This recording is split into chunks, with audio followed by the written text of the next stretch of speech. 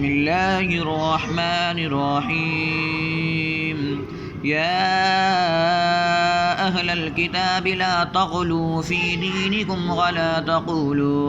ولا تقولوا على الله إلا الحق إنما المسيح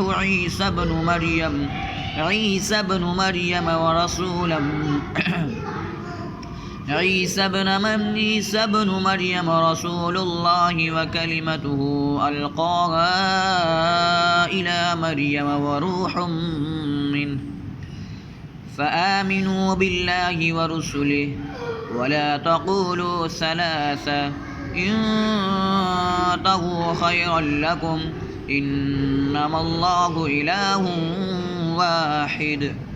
سبحانه أن يكون له ولد له ما في السماوات وما في الأرض وكفى بالله وكيلا